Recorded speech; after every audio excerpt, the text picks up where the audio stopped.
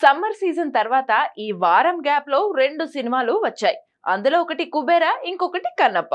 ధనుష్ నటించిన కుబేరా మూవీ మొదటి షో నుంచే బ్లాక్ బస్టర్ టాక్ సంపాదించుకుంది. ఇప్పటికే 100 కోట్ల క్లబ్ లో చేరిపోయింది. ఇప్పుడు కన్నప్ప మూవీ కూడా హిట్ టాక్ దక్కించుకుంది. ఈ సినిమాలో స్టార్ కాస్టింగ్ ఉంది.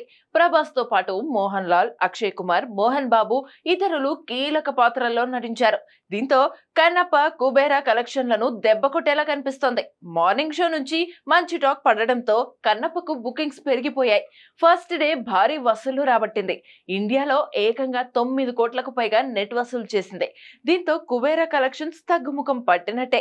ఆల్రెడీ ఈ సినిమా వచ్చి వారం రోజులు అవుతోంది. ఈ మధ్య వస్తున్న సినిమాలకు లాంగ్ రన్ చాలా తక్కువ. మహా అయితే వారం 2 వారాలకు మించి బొమ్మ థియేటర్లలో ఉండడం లేదు.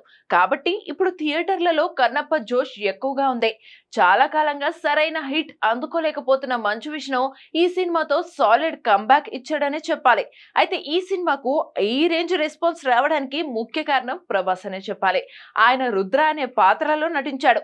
ప్రభాస్ ఎంట్రీతో కన్నప్ప క్లైమాక్స్ పీక్స్ లో వెళ్ళిపోయింది. చెప్పాలంటే కన్నప్పను కాపాడింది రుద్ర అనే చెప్పొచ్చు. ఏదేమైనా సరే మంచు విష్ణు మాత్రం మంచి హిట్ కొట్టాడనే చెప్పాలి.